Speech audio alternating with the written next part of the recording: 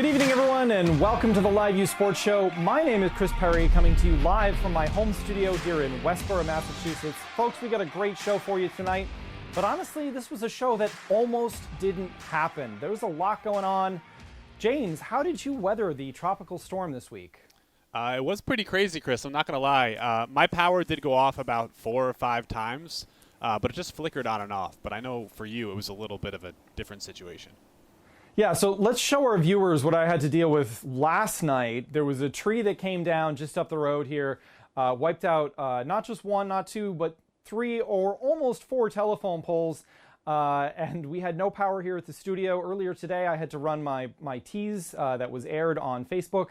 Actually did all of that off the generator. So this was a tough show to get on the air, but I'm glad to have all of you along with us tonight for what is going to be a great show, because tonight we're heading west to talk with Grand Canyon University. Tonight, Steve Nijelski joins me live here on the Sports Show. Good evening, Stephen.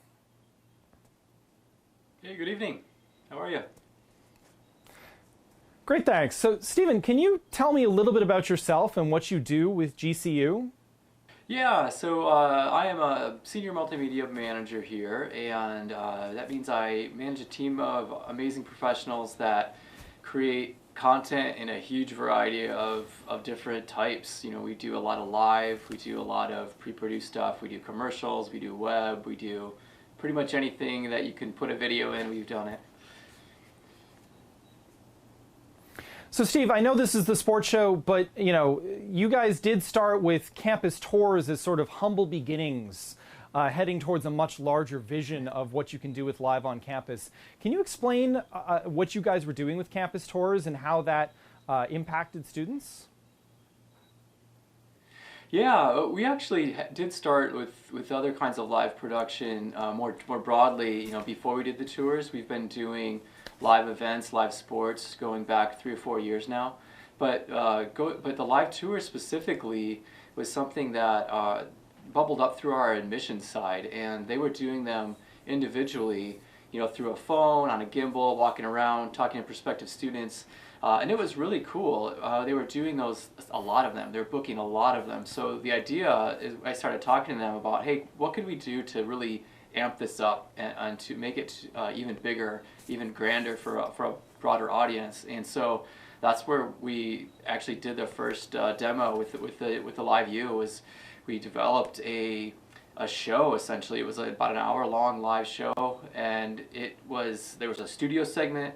There was a traveling, roving camera team with tour guides that went to, I think, a dozen different places on campus, and we kind of basically tossed back and forth between the studio, where they'd take Q&A from the viewers, then we'd go out to another segment, walk around campus, show them a new attraction, bounce it back. So it was this really fully broad campus experience that had a lot of interactivity and a lot of variety. Stephen, that's really awesome. And so given the current state of the world, you know, where do you see this falling into the bigger picture, if you will, right? Because live is going to play, especially live streaming, is going to play an even larger part in your future, right?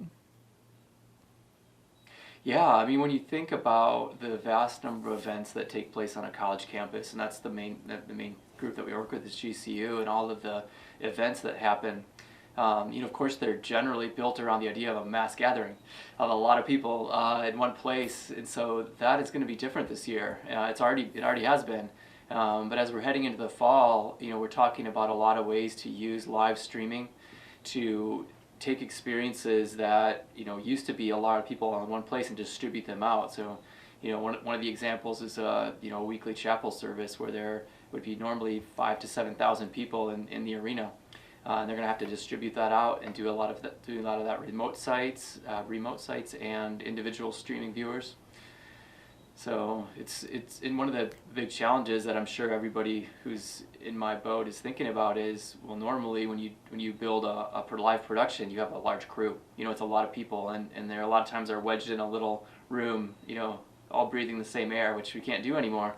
So one of the things we've really been trying to think about is how to use more distributed crews and more mobile crews, and so that the LiveU and the ability to move around, the flexibility, the portability side of it, I think is going to be a huge factor, because so many of these events are no longer in a building that has, you know, great wired connections. They're going to be outdoors. They're going to be outside. You know, and we have amazing weather in Arizona throughout the fall. It's a little hot in the summer, but right now, but in the fall it's great. And so we'll have all these events outside, and so really then all of a sudden you're like, oh man, how do we get connection out there? How do we get, and the LiveU really answers a lot of that. So this is the sports show, and you guys have done some sports productions. Can you talk about the pre-game shows that you guys have produced? Yeah, definitely. Yeah, we do a lot of sports. We basically broadcast soccer, baseball, softball, volleyball, basketball here, men's and women's, for all of those. And generally speaking, we focus on the game itself. But when we started talking about doing a more extended pregame show, or the pre-pregame show, the idea was to really make it more fun, make it looser. We wanted to show a little bit of the behind the scenes of what goes on as you're getting ready for a broadcast. And so we did one of those in February. We had a lot of fun. They called it the pre-pregame show. And we used the LiveU as our primary camera, our camera system. So we had a mobile operator outside during all the pregame festivities. You had the cheerleaders and the band going, and all the people tailgating outside the arena. So the camera was actually able to weave through all of that, and you can see just all of that atmosphere. And then we jump back into for a segment inside the arena, and that was a wired camera. But just having that ability to bounce back and forth, you know, we talked about wanting to capture that experience, what that feels like outside, for years really. And it wasn't until we were able to get a LiveU that became a practical solution for us.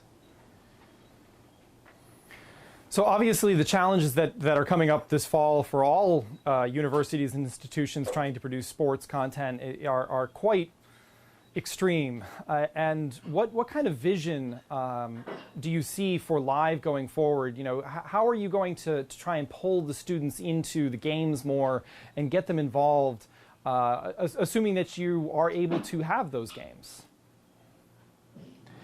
Yeah, that's a big if. We're still waiting to find out for sure if there will be games this fall, but eventually they'll happen. You know, we know that eventually there will be games again, whether it's this fall or the winter. And so what we're really trying to think about is, it's almost, in a lot of ways, it's the same thing we've been doing. You know, we tried it when we were streaming live sports. You're trying to take that experience, extend it out to this broader viewership. And that's, you know, one of the things that's kind of unique about Grand Canyon University is we have a campus here in Phoenix, Arizona, with about 24,000 students typically, but we also have close to 70,000 online students, and so we have this huge, you know, body of students that really does identify with the university and its athletic programs. And so we try to give them as much of an equal experience as our traditional ground campus students, and let them, you know, be a fan, let them, you know, be connected. And so it's really all about, you know, capturing what's going on and sharing that out to this broader group of people. And now it sounds like your on-campus students and the off-campus students are going to have a very similar online experience. So really great stuff that you guys are doing there at GCU. Stephen, thank you so much for joining us this evening here on the LiveU Sports Show. Yeah, thank you. It was fun.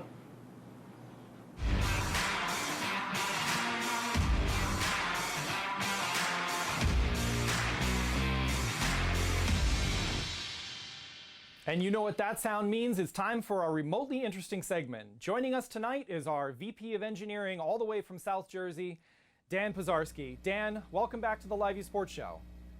Thanks for having me back. So Dan, can you walk us through the elements that make up the LRT protocol? Absolutely. There's some key ingredients there that make it a very resilient protocol. The first of which is packet reordering. Anytime we send packets over many different connections, the way bonding works, or even sometimes when you send packets over a single connection, they're going to arrive on the far side out of order, and you need a way to put those packets back in order so that it turns back into a video and audio stream that makes sense to end users and to our decode software. So that's resiliency technique number one. Resiliency technique number two is what we call acknowledgement and resend. It's the ability to tell that some packets didn't arrive. Since the underlying packet format we're using doesn't guarantee packet arrival, we do it at our protocol layer to ensure that all the packets have arrived. And if some haven't arrived and we have enough time in the latency between glass to glass, we can ask for that packet again. The third, and maybe the most important one, is a pretty fancy mathematical technique called forward error correction. It's the ability to send not 100% redundant data, but some lower percentage redundant data that can be used mathematically to reconstruct missing data. So let's say we send 15% more data than the actual video and audio stream, and some of that video and audio stream doesn't arrive. We can use that 15% data plus the data that did arrive to mathematically reconstruct the missing data. It's exactly the way RAID works in hard drives for those older computing people that remember RAID drives when we didn't store everything in the cloud. The last component that's important is called adaptive bitrate, what we sometimes internally call tight encoder coupling. And that's the ability of the streaming software to inform the encoder of how much bitrate we can actually send. So that way, if the network is only able to deliver 3 megabits per second, but the encoder is making 4 megabits per second, we don't make more video than the streamer can send. We only make the 3 megabits per second, and that's exactly what we send. So how does this differentiate from other IP transport protocols, say something like SRT? It's a good question. So obviously the key element that LRT uses that many other protocols, most other protocols don't use, is network bonding, using many IP connections all at the same time to make a more resilient stream. That's something the majority of resiliency protocols you might be reading right now haven't yet supported. But there are other elements as well. For one example, SRT doesn't use forward error correction and LRT does. Now some other protocols may also use forward error correction as part of SMPTE 2022-7, for example. But it shows you how each protocol makes its own choices about different resiliency techniques to include. In our case with LRT, we've included every resiliency technique we think is important, especially for LTE networks. So Dan, if a customer has Ethernet available to them, as many sports customers do, why would they still want to use a protocol like LRT? So there's a few key reasons why you would still want to use LRT. One is that you get the advantage of IP bonding as a backup, even if it's not your primary path. There's a setting on the units called least cost bonding that lets you use Ethernet as the primary path and will only use LTE networks if that Ethernet should fail. So it gives you an automatic failover in the event that your primary network connection fails. Some other advantages are that even over Ethernet, LRT uses all of its resiliency techniques, like forward error correction, to ensure that packets get through. So again, if you have a problem with your Ethernet connection, that stream is still going to be delivered. The last reason is security. So using a end-to-end protocol like ours and a closed ecosystem like ours, you have higher security than if you're using something that's a well-known and open source protocol on the internet. So one area of concern for sports broadcasters, Dan, is obviously low performance in bandwidth challenged situations, or where we might see a lot of network fluctuation. How does LRT handle that, and what advantages do you have as a result of using this protocol? So everything we just talked about are resiliency techniques, from IP bonding to forward error correction to acknowledgements and resends. And you're always getting the advantage of all that resiliency whenever you're using LRT. But the setting that we give control to the end user for to adjust when you're in a challenging scenario is the glass-to-glass latency. And it's a key thing to note that in the LiveU ecosystem, when you're inputting latency to the unit, that is true glass-to-glass. From the camera to where you're seeing that video come out on the far side, that's a true latency of end-to-end. The higher you set that latency number, the more resiliency we can use. We can use way more resends. We can use higher numbers for forward error correction. We can even use a deeper jitter buffer, all things to help try to get packets through even under challenging scenarios. So where you can tolerate it, or if you're in a situation that absolutely demands it, increase that latency on your unit.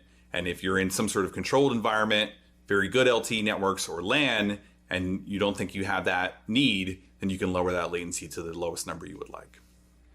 So Dan, speaking of timing and latency, let's say I had multiple different LU600 backpacks in the field doing an at-home production. How would those arrive back at the studio all in sync with each other?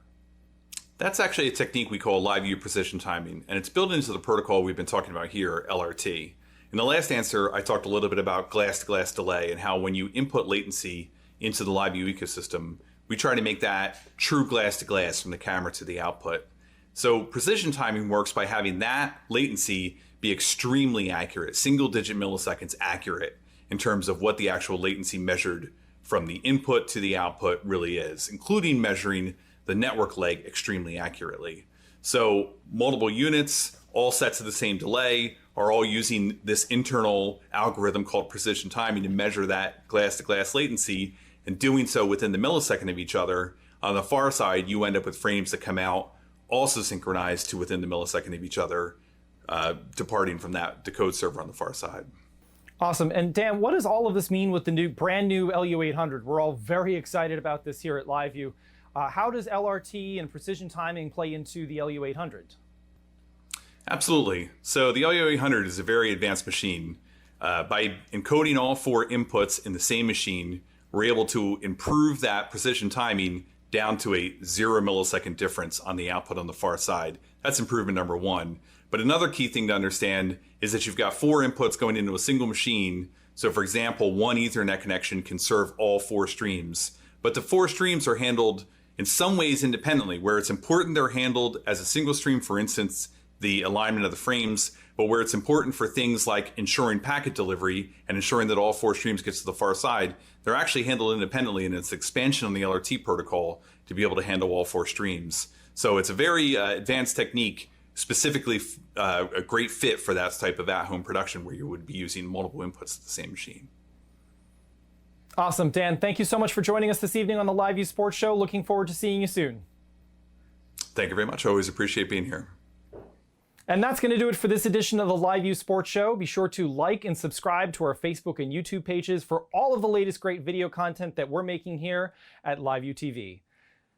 On behalf of everyone here at LiveU, thanks for joining us. I'm Chris Perry. Good night.